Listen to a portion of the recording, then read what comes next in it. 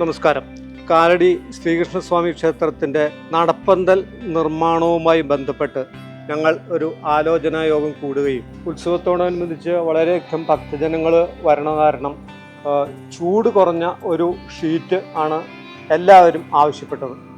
പല സ്ഥലത്തും അന്വേഷിച്ച് അവസാനം എത്തിപ്പെട്ടത് ഒറാലിയത്തിൻ്റെ അലുമിനിയം ഷീറ്റ് ഫിക്സ് ചെയ്യാം എന്ന് തീരുമാനിക്കുകയാണുണ്ടായത്.